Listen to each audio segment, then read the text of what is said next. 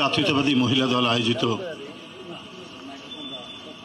আজকের এই মিলাদ মাহফিল তার সভাপতি আন্দোলন সংগ্রাম সংকটে একটা বৃহৎ নারী গোষ্ঠীর নেতৃত্ব দিচ্ছেন জাতীয়তাবাদী মহিলা দলের সভাপতি আফরোজা আব্বাস, সাধারণ সম্পাদক আরেকজন বলিষ্ঠ নেত্রী সুলতান আহমেদ, ছাত্র নেত্রী থেকে মহিলা নেত্রী জাতীয় নেতৃত্বে পরিণত হয়েছেন হেলেন জেরিন খান, আর্লি, এবং এখানে আরও অনেকেই আছেন, মহানগর দক্ষিণের নেতৃবৃন্দ রুমা এবং আরও সবার নাম বললে অনেকক্ষণ সময় চলে যাবে। সবাইকে আমি আন্তরিক ধন্যবাদ জানাচ্ছি। প্রথমে যে দেশনেত্রীর যে কোনো কর্মসূচি যখন ভাবি এবং সুলতানা আপা আহ্বান জানাতেন, তো অধিকাংশটাই, সব বলবো না, অধিকাংশটাই আমি থাকার চেষ্টা করতাম। ওই সময় বুকে সাহস বেঁধে যারা দাঁড়াতেন তারা জাতীয়তাবাদী মহিলা দলের নেতৃবৃন্দ, নেতাকর্মীরা। তাদের ঐকান্তিক প্রচেষ্টা এবং ঐকান্তিক সহানুভূতি এবং ভালোবাসা দেশনেত্রীর প্রতি আমি যেটা দেখেছি সেটা অপরিসীম। এটা নতুন করে আমি তাদেরকে স্মরণ করিয়ে দিতে চাই না। তারা প্রত্যেকেই নিজের মনের মধ্যে এটা রেখে দায়িত্ব পালন করে। কেন এই অনুভূতি? যে দেশের নারীর বিকাশ, স্বনির্ভরতা অবলম্বন করা, এর অনেক ক্ষেত্রে তিনি যে বৈপ্লবিক ভূমিকা রেখেছেন, অবদান রেখেছেন, এটা তো সারা দেশের নারী সমাজ জানে। তাই আজকে যে বেগম খালেদা জিয়ার অসুস্থতা, আজকে যে বেগম খালেদা জিয়ার গুরুতর সব অস্ত্রোপচার, জীবন মৃত্যুর সন্ধিক্ষণে তিনি অবস্থান করছেন, এর জন্য যে মর্মভেদী কান্না আমাদের সকলের চোখে, সারা জাতির চোখে, এটার তো নিঃসন্দেহে এটার যে কারণ, সেই কারণ এদেশের জনগণ দেখেছে। সমস্ত দুর্যোগ সংকট যখনই এসেছে, মা যেমন তার আঁচল দিয়ে সন্তানকে বিপদ থেকে রক্ষা করে, ঠিক তেমনি এই নেত্রী তার সমস্ত সহানুভূতি, তার সমস্ত ভালোবাসা দিয়ে এই জনগণকে ছেড়ে তিনি কখনো পালিয়ে যাননি দেশ ছেড়ে। এই জনগণের সাথেই থাকতে চেয়েছেন। এবং আজকে এত জুলুম, এত নিপীড়ন, এত নির্যাতন, যে নেত্রীকে দেখলাম পায়ে হেঁটে কারাগারের ভিতরে ঢুকলেন, সেই নেত্রী আসলেন হুইল চেয়ারে। আজকে একের পর এক রোগাক্রান্ত, একের পর এক অসুস্থতায় তিনি ভুগছেন। এটার অন্য কোনো কারণ নেই, এটার অন্য কোনো নতুন করে ব্যাখ্যার কোনো প্রয়োজন পড়ে না। একমাত্র এই চক্রান্ত নীল নকশা হচ্ছে শেখ হাসিনার। উনাকে তিলে তিলে নিঃশ্বাস করার জন্যই কারাগারে নিয়ে যাওয়া হয়েছে এবং খাবারের মধ্যে নানা ধরনের ওষুধ প্রয়োগ করে আজকে তার শরীরের নানা অসুস্থতায় তিনি ভোগাচ্ছেন।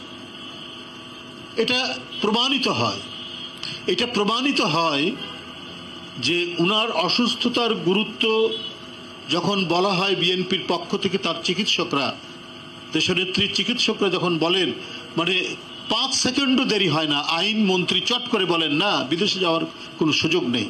তাহলে আপনার নেত্রীর কি করে সুযোগ হয়েছিল? কোন আইনে সেটা সম্ভব হয়েছিল? কিভাবে তিনি গিয়েছিলেন? কারণ তার মধ্যে হচ্ছে আতাত, দালালির একটা মনোবৃত্তি আছে। আর খালেদা জিয়ার মধ্যে দালালির কোনো মনোবৃত্তি নেই বলেই আপোষহীন এবং সাহসী এই নেতৃত্ব, অত্যন্ত দৃঢ়চেতা এই নেতৃত্ব জনগণকে ছেড়ে যায়নি বলেই আজকে শেখ হাসিনার সমস্ত রাগ, সমস্ত ঈর্ষা, সমস্ত আক্রোশ, সমস্ত প্রতিহিংসা তার উপর দিয়ে আজকে নানা জটিল রোগে আক্রান্ত করে তাকে ধুকে ধুকে দুনিয়া থেকে সরিয়ে দেওয়ার চক্রান্ত চালিয়ে যাচ্ছেন শেখ হাসিনা। আর সেটার কারণেই আমাদের প্রিয় নেত্রী, উনি তো 2017 সালে লন্ডনে গিয়েছিলেন চিকিৎসার জন্য, উনার চোখে অস্ত্রোপচার হয়েছে।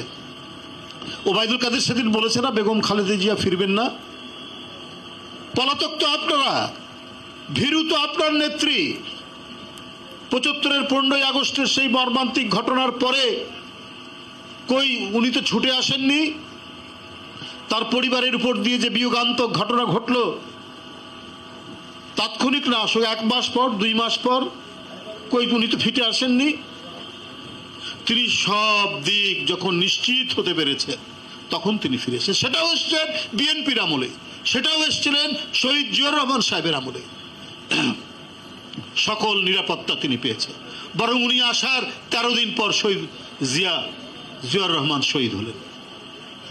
এগুলো কিন্তু মানুষ ভুলে যায়নি, এগুলো সকলেই মানুষের মনে আছে। দেশকে নেতৃত্ব শূন্য করা, দেশকে দেশপ্রেমিক নেতৃত্ব শূন্য করা, জাতীয়তাবাদী নেতৃত্ব শূন্য করার একটা গভীর মাস্টার প্ল্যান বাস্তবায়ন করছেন শেখ হাসিনা, যাতে উনি অনেক কিছু বাংলাদেশ থেকে দিয়ে দিতে পারেন। উনি নদী দিয়ে দিতে পারেন, উনি ভূমি দিয়ে দিতে পারেন এবং দিচ্ছেন। এই যে চুক্তি এবার গিয়ে করলেন, এই চুক্তি এটা তো সার্বভৌমত্ব বিক্রি করে দেওয়ার চুক্তি। অনেকদিন আগে আমরা বলেছিলাম একটা 50 দফা উনি গোপন কিছু চুক্তি করেছিলেন, কিছু প্রকাশ তো তিনি গোপন, এটা জানতাম না। এখন প্রকাশ পাচ্ছে দিনকে দিন, কারণ 2014 অবৈধভাবে তিনি ক্ষমতায় এসেছেন, 2018, 2024 এই যে আপনার একটা প্রহসন, আমরা আর মামুদের নির্বাচন করে তিনি প্রথমেই গ্যারান্টি পান হচ্ছে ভারতের কাছ থেকে। ভারতের কাছ থেকে এই অবৈধ সরকার তিনি সিলমোহর পান, বৈধতার সিলমোহর পান। আর সেই কারণেই কি জন্য পান, এমনিতে আর দেবে না ভারত। ভারত নিজের স্বার্থ রক্ষা করা ছাড়া কখনোই এক দানা চাল বাংলাদেশে দেবে না, দেয়নি কখনো। তাহলে শেখ হাসিনাকে দিচ্ছেন কেন? তার অবৈধ সরকার সবাই জানে, তার দেশের রাজনীতিবিদরাও বলছে যে ভারতের নির্বাচন, মোদির নির্বাচন যেমন অন্যান্য দেশ, বাংলাদেশ, পাকিস্তান যে ধরনের নির্বাচন হয়, অর্থাৎ এখানে যে একটা ডামি নির্বাচন হয়, ভোটারবিহীন নির্বাচন হয়, এটা কিন্তু ভারতও জানে, ভারতের নেতৃবৃন্দরাও বলছেন। কিন্তু তারপরেও ভারতের সরকার শেখ হাসিনাকে সমর্থন জানায় এই কারণেই যে এই রকম একজন মুসাহেব, এই ধরনের একজন নতজানু, এই ধরনের একজন সেবাদাস দরকার। আর এই কারণেই যাতে কেউ প্রতিবাদ না করতে পারে, জনগণের ক্ষোভের প্রতিধ্বনি করে দেশনেত্রী বেগম জিয়া তিনি যেভাবে এর আগে সোচ্চার হয়েছেন, সেই সোচ্চার যাতে কেউ হতে না পারে, এই কারণেই বেগম জিয়াকে দুনিয়া থেকে সরিয়ে দেওয়ার নানা কলা কৌশল দিয়ে এখনো পর্যন্ত কাজ করে যাচ্ছে। টিপাইমুখ বাঁধের সময় আপনাদের মনে আছে দেশনেত্রী বেগম খালেদা জিয়া দেশের মানুষদের উদ্দেশ্যে বলেছেন যে স্বাধীনতা যুদ্ধে শহীদদের রক্ত ডিঙিয়ে আমাদের পানি, আমাদের করিডোর ব্যবহার করতে দিব না, আমাদের পানি প্রত্যাহার করতে দিব না।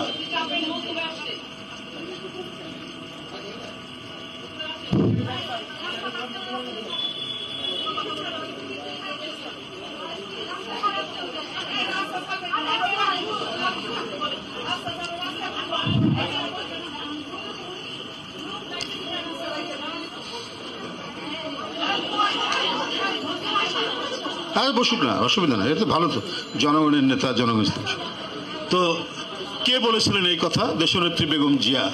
শহীদের রক্তকে ডিঙিয়ে বাংলাদেশে করিডোর হতে দেব না। এই কারণে তো আজকে বেগম খালেদা জিয়ার উন্নত চিকিৎসা দেয় না, এই কারণে তো আজকে উন্নত চিকিৎসা বঞ্চিত খালেদা জিয়া। এটা তো আমরা সবাই জানি। আজকে একটা পুলিশ অ্যাসোসিয়েশন একটা বিবৃতি দেয়, আমরা কোন দেশে বাস করি? মিডিয়ার স্বাধীনতার উপর সরাসরি হস্তক্ষেপমূলক একটি বক্তব্য, যে তাদের 2-1 বড় বড় কর্মকর্তার যে বিশাল বিশাল কাহিনী, লুটপাটের কাহিনী, জমি দখলের কাহিনী, হিন্দুদের জায়গা দখলের কাহিনী, আপনার সীমিত আয়ের মানুষের জমি জায়গা দখলের কাহিনী, একজন আইজি, একজন র্যাবের ডিজি তিনি যে আত্মসাৎ করেছেন, তার যে মহাকাব্য প্রতিদিন আমরা শুনছি, এবং একটার পর একটা যে বেরিয়ে আসছে। আজকে পুলিশ সেটাকে ডিফেন্ড করার জন্য প্রকারান্তরে এই অ্যাসোসিয়েশন যে বিবৃতি দিয়েছে, এই বিবৃতি সংবাদপত্রের বিরুদ্ধে, সংবাদপত্রের স্বাধীনতার উপরে সরাসরি এটি একটি হুমকি। সংবিধান লঙ্ঘন করার শামিল হচ্ছে এই পুলিশ অ্যাসোসিয়েশনের এই বিবৃতি। কারণ তারা অবাধে লুটপাট করবে শেখ হাসিনাকে তোয়াজ করে। শেখ হাসিনার অবৈধ কর্মকাণ্ডকে তারা বৈধতা দান করেছে। এরা বিগত নির্বাচনগুলোতে ভোটারদেরকে বাড়ি থেকে বের হতে দেয়নি। এরা যাতে অবাধ সুষ্ঠু নির্বাচন না হয় সেই জন্য 2018 30 ডিসেম্বর আমাদের 1 লাখের উপর নেতা কর্মীকে তখন তারা ধরে নিয়ে গেছে। এইবারে আমরা নির্বাচন বর্জন করেছি, বিএনপি নির্বাচন বর্জন করেছে, জোট বর্জন করেছে, তারপরেও আমাদের পার্টির মহাসচিব সহ স্ট্যান্ডিং কমিটির মেম্বারদের সহ আপনার প্রায় 25,000 26,000 নেতা কর্মীকে তারা গ্রেপ্তার করেছে। এই যে গ্রেপ্তারের যে মহাপরিকল্পনা, এটা কে? এই পুলিশ। এই বেনজিরদের যারা রেখে যাওয়া প্রেতাত্মা তারাই এই কাজটি করেছে। তো শেখ হাসিনা তাদেরকে অবাধে লুটপাটের সুযোগ দিবে না কেন? আমরা যেটা শুনেছি যে অন্যান্য সকল পুলিশ কর্মকর্তা, সমস্ত সচিব, এমনকি তার মন্ত্রীরা পর্যন্ত শেখ হাসিনাকে স্যার বলে, এটাই স্বাভাবিক। আর বেনজির নাকি আপা বলতেন। এত ঘনিষ্ঠ সম্পর্ক, এত ঘনিষ্ঠ সম্পর্ক যে প্রধানমন্ত্রীকে আপা বলতেন বেনজির। আর আপার জন্য তিনি যা করা দরকার, গুমের পর গুম করেছেন এই ব্যক্তিটি। আমাদের বহু মিটিং ভেঙে দিয়েছেন এই ব্যক্তিটি। আরেকজন কমিশনারের নামে যখন আরো কথা উঠছে প্রতিদিন, তখন হঠাৎ করে এই বিবৃতি। এটা আমরা শুনেছি না, ছোটবেলায় একটা প্রবাদ শুনেছি, যেটা এখন জনগণ মনে করে চোরের মায়ের বড় গলা। মানুষ তো এখন তাই মনে করছে। এই দেশে যে অপরাধ করবে সে যেই হোক, বিচারক হোক, পুলিশ বড় কর্মকর্তা হোক, যেই হোক, তার তো আইন অনুযায়ী বিচার হওয়ার কথা। আপনারা কাকে ডিফেন্ড করছেন? ভূমিদস্যুদের ডিফেন্ড করছেন পুলিশ অ্যাসোসিয়েশন? হিন্দুদের জমি যারা দখল করে তাদের ডিফেন্ড করছেন? যারা হাজার কোটি টাকা পাচার করছে এই বিবৃতির মধ্যে দিয়ে আপনারা তো তাদের পক্ষে কথা বলছেন। আপনার বিবৃতি পড়লে মনে হয় যে আপনারা যে অপরাধ করেছেন, আপনারা উল্লেখ করেছেন, বিএনপির নাম বলেননি কিন্তু ইঙ্গিত করে বলেছেন যে গণতন্ত্র বিরোধী চক্র। আর এই গণতন্ত্রের জন্য লড়াই করতে করতে আজকে কত মিথ্যা মামলা। এখানে মহিলারা যারা আছেন, গতকাল একটি প্রথম আলোতে একটি সংবাদ হয়েছে যে বিএনপির নারীদের উপর সবচেয়ে বেশি ফেসবুকে আক্রমণ হয়েছে। এটা কারা করছে? সিআরআই নামে একটা আইটির একটা তাদের একটা কি বলে একটা প্রজেক্ট, একটা সেল আছে এই সরকারের আওয়ামী লীগে। এই সেল থেকে আমাদের নারী নেত্রীদের সম্পর্কে নানা ধরনের ফেসবুকে আক্রমণ করা হয়েছে এবং এটা আন্তর্জাতিক গবেষণা প্রতিষ্ঠান গবেষণা করে বেরিয়েছে। এটা পরিকল্পিত। কই এই পুলিশ কর্মকর্তা কেউ তো যায়নি, ধরেনি তাদেরকে, কারণ তারা আওয়ামী লীগের টাকায়, আওয়ামী লীগের অর্থে এই সমস্ত আইটি সেলগুলো অত্যন্ত পরিকল্পিতভাবে আমাদের এই গণ্যমান্য নেতৃত্ব, যারা এদেশের মধ্যবিত্ত ভদ্র সমাজের কেউ সন্তান বা কারো স্ত্রী, কারো বোন, প্রত্যেকেই সামাজিকভাবে অত্যন্ত প্রতিষ্ঠিত পরিবারের নারীরা, তাদের সম্পর্কে পরিকল্পিতভাবে ফেসবুক থেকে তাদেরকে আক্রমণ করা হয়, তাদের বিরুদ্ধে বিভিন্ন ধরনের অপপ্রচার করা হয়। এটা বিএনপির কোনো প্রতিষ্ঠান এই গবেষণা করেনি, আন্তর্জাতিক প্রতিষ্ঠান গবেষণা করেছে। এই ধরনের আক্রমণ আমাদের নারীদের উপর। আর দেশে তো কারো পায়ের আঙুল তুলে নিয়েছেন এরা কারা, কারো গুলি করে কত আমাদের নেতাকর্মীর চোখ অন্ধ হয়ে গেছে কারা, এই বেনজিরদের নির্দেশে, এই আসাদুজ্জামানদের নির্দেশে। কই এরা আপনার আড়ালে চলে যায় যখন মতিউর রহমানের মতো রাজস্ব কর্মকর্তার তার যে ফিরিস্তি, তার ছেলের 15 লাখ টাকার ছাগল নয়, তার 1 নম্বর স্ত্রীর ডুপ্লেক্স বাড়ি, 2 নম্বর স্ত্রীর 4তলা বিল্ডিং, 3 নম্বর স্ত্রীর বিরাট খাবার বাড়ি, একের পর এক যখন উঠছে, তখন পুলিশ অ্যাসোসিয়েশন বিবৃতি দিয়ে তারা তাদের যে অন্যায় অবৈধ কর্মকাণ্ড চলতেই থাকবে। কেন মিডিয়া তাদের বিরুদ্ধে কথা বলবে? এই জন্য আজকে তারা বিবৃতি দিয়ে প্রচ্ছন্নভাবে হুমকি দিচ্ছেন। আর তারা বিবৃতির মধ্যে বিএনপিকে উল্লেখ করে নাম না বলে যে আমাদেরকে তারা কতভাবে দমন করেছেন, আমরা নাকি আন্দোলনের নামে বিশৃঙ্খলা করেছি, এই কারণে তারা আমাদেরকে এই কারণে তারা কৃতিত্ব দাবি করতে চায়। এই কৃতিত্বের জন্য সরকার তাদেরকে অত্যন্ত বাহবা দেয় এবং সাংবাদিক গণমাধ্যম তারা কেন তাদের বিরুদ্ধে লিখছে, কিন্তু গণমাধ্যম কি জানে না আমার যুবদলের একজন নেতার পায়ে গুলি করা হয়েছে শুধু মিছিল করার কারণে, শুধু সত্যের পক্ষে তার কণ্ঠের ধ্বনি উচ্চারণ করার জন্য? এই গণমাধ্যমের কর্মীরা কি জানে না যে মিছিল করার জন্য শটগান থেকে গুলি করে কত কর্মীর চোখ অন্ধ হয়ে গেছে এই পুলিশ বাহিনী, এই র্যাবের কারণে? এই গণমাধ্যমের নেতা কর্মীরা জানে না, এই গণমাধ্যমের নেতা কর্মীরা দেখে না এইখানে রিক্সাওয়ালারা কত মিছিল করে। এই রিক্সাওয়ালারা কেউ তার বাড়িতে যুবদলের প্রেসিডেন্ট ছিলেন, কেউ তার ইউনিয়নে স্বেচ্ছাসেবক দলের প্রচার সম্পাদক ছিলেন, তারা বাড়ি নাই, ঘর নাই, ব্যবসা প্রতিষ্ঠান, দোকানপাট লোপাট করে নিয়েছে। যুবলীগ আওয়ামী লীগের ক্যাডাররা ঢাকায় এসে তারা সিএনজি চালায়, তারা রিক্সা চালায়, তারা ভ্যান চালায়। এই গণমাধ্যম কি সেটা দেখছে না? আজকে সত্যের প্রতিফলন হলে, আজকে সত্যের প্রতিধ্বনি হলে আজকে পুলিশের গায়ে লাগে আর ওই চোরদের জন্য তারা বিবৃতি দেয়। এমন ধিক্কার! বাংলাদেশের একটি প্রতিষ্ঠিত রাজনৈতিক দল বিএনপি, যারা ক্ষমতায় ছিল, ক্ষমতায় থাকা অবস্থায় এই বিএনপির চাকরিও তারা করেছে। এরা কত বড় আপনার এজেন্ট ছিল, এরা কত বড় গণতন্ত্র বিরোধী, দেশ বিরোধী লোক ছিল, যারা চাকরি করার নামে ঘাপটি মরে থেকে আওয়ামী লীগের আজকে দোসর হয়েছে। দোসর হয়ে কি আজকে হাজার হাজার কোটি টাকা পাচার করছেন। আজকে দুবাই, সিঙ্গাপুরে এদের একটা করে আলাদা বাড়ি আছে, আর বাংলাদেশের জমি জায়গা কেনা শেষ হওয়ার পর বিদেশি তারা জমি জায়গা কিনবেন। এর জন্য সংবাদপত্রে কোনো নিউজ হলে, কোনো সংবাদ হলে তাদের রেহাই নেই। তারা বিবৃতি দিয়ে প্রচ্ছন্নভাবে হুমকি দিচ্ছেন সংবাদপত্রের বিরুদ্ধে। আর আইনমন্ত্রী বেগম খালেদা জিয়ার উন্নত চিকিৎসার দাবির সাথে সাথে উনি সাথেই বলে দেন যে এটা হবে না।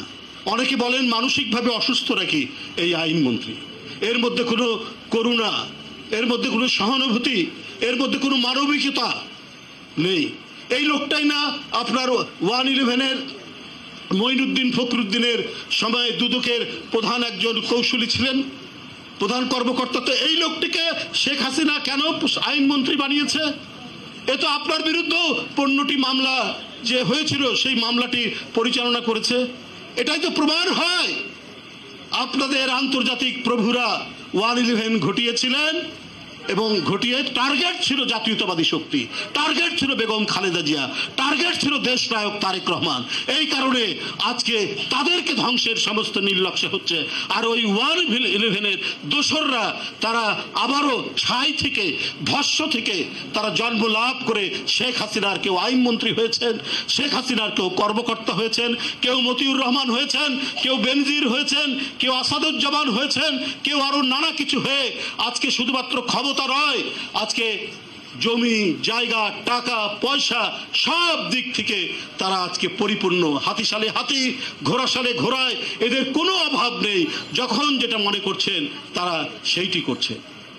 ডেইলি স্টারে একটি সংবাদ বেরিয়েছে যে অ্যাডমিন ক্যাডারের 1/3 হচ্ছে ডাক্তার এবং ইঞ্জিনিয়াররা দখল করছে।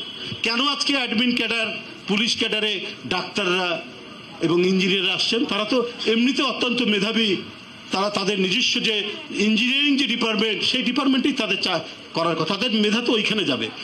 কারণ এমন একটি লাভজনক চাকরি হয়েছে অ্যাডমিন ক্যাডার, পুলিশ ক্যাডার, যে ডাক্তার ইঞ্জিনিয়াররা পর্যন্ত এসে এইখানে চাকরি করতে চান, তারা বিসিএস দিয়ে এখানে চাকরি করতে চান।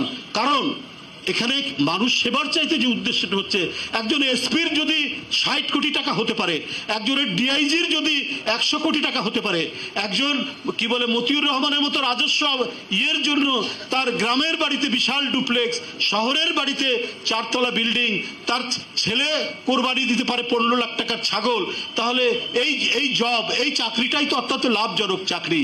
তাই ডাক্তার ইঞ্জিনিয়াররা পর্যন্ত তাদের নিজস্ব বিভাগ থেকে সরে এসে এইসব জায়গায় আসছে। এই যে অনৈতিক প্রবণতার সৃষ্টি করেছেন তার প্রধান পৃষ্ঠপোষক প্রধানমন্ত্রী। আজকে বেনজির কিছুই হবে না, বেনজির এই যে যা কিছু দেখছেন কিছুই হবে না। সে দুদককে বলেছে যে তার মামলা প্রত্যাহার করতে। আমরা যেটা পেপারে পড়লাম, দেখবেন যে এটা কিছু হবে না। কারণ এরাই তো শেখ হাসিনাকে প্রধানমন্ত্রী টিকিয়ে রেখেছে। অবাধ সুষ্ঠু নির্বাচনকে এরাই তো আপনার দমন করেছে রক্তাক্ত পথে। তো সুতরাং ওদের কি হবে? শেখ হাসিনা একটু দেখালেন আমি আমার নিজের লোককেও ছাড়ি না, কিন্তু এই বেনজির সাহেবরা, এই আর অন্যান্য কর্মকর্তারা এত কিছু হওয়ার পরেও তারা বাংলাদেশের কি বলে এয়ারপোর্ট থেকে বেরিয়ে চলে যান কি করে? আজিজ সাহেবরা কি করে চলে যান? আবার যে শিক্ষা নিয়েও তারা জালিয়াতি করেছে। মানে জালিয়াতির একটা মহা পরিকাঠামোর মধ্যে তারা যে ডক্টরেট নিয়েছেন সেটাও এসছে, সেটাও ডক্টরেট না, কিন্তু তারা ডক্টরেট লাগানো ওই শিক্ষায় ডক্টরেট লাগানো যায় না। এটা আমরা সংবাদপত্রে আমরা পড়ছি, আমার নিজের কথা না। তো আপনি জালিয়াতদেরকে দিয়ে যখন আপনি দেশ পরিচালনা করবেন, প্রশাসন করবেন, ওই প্রশাসন তো ধসে যাবে। ওই প্রশাসনে তো আপনার সন্ত্রাসী, ওই প্রশাসনে তো আপনার ক্যাসিনোবাজ, সিন্ডিকেটবাজ, এদেরই তো দৌড়াতে হবে। শেখ হাসিনার উন্নয়ন, সেই উন্নয়ন হয়েছে ক্যাসিনোওয়ালাদের উন্নয়ন, সেই উন্নয়ন হয়েছে সিন্ডিকেটবাজদের উন্নয়ন, সেই উন্নয়ন হয়েছে মহা দুর্নীতিবাজদের উন্নয়ন। এই উন্নয়নের জন্য চ্যাম্পিয়নের খেতাব পেতে পারেন শেখ হাসিনা, অন্য কেউ না। আজকের এই আলোচনা সভায়, এই দোয়া মাহফিলে আর বক্তব্য দিতে চাইনি এতখানি, কিন্তু অত্যন্ত দুঃখে বেদনায় আজকে দেশনেত্রীকে যেভাবে তিলে তিলে জর্জরিত করা হচ্ছে, দেশনেত্রীর উপরে যেভাবে জুলুম করা হচ্ছে, একটা মানুষের মানবিক অধিকার, তার উন্নত চিকিৎসা, একদলীয় শাসন রাশিয়াতে, তার বিরোধী নেতা লাভলিন, তাকে জার্মানিতে আপনার চিকিৎসা করার সুযোগ দেওয়া হয়েছে। পরে অবশ্য তার মৃত্যু, সেটাও অত্যন্ত রহস্যজনক। যাক, সেই কথা আমি বলতে চাই না। কর্তৃত্ববাদের চেহারা পৃথিবীতে একই রকম।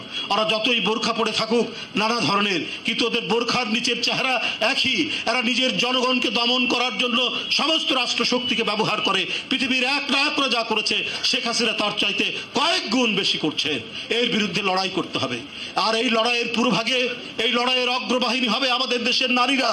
তারা সব সময় যেমন অগ্রবাহিনী ছিলেন, এখনো তারা হবেন সেই অগ্রবাহিনী। আমাদের আন্দোলন, আমাদের সংগ্রাম, আমাদের গণতন্ত্র ফিরিয়ে নিয়ে আসা, আমাদের মা গণতন্ত্রের প্রতীক দেশনেত্রী বেগম খালেদা জিয়াকে ফিরিয়ে নিয়ে আসার সেই মহান দায়িত্ব পালন করবে জাতীয়তাবাদী মহিলা দল।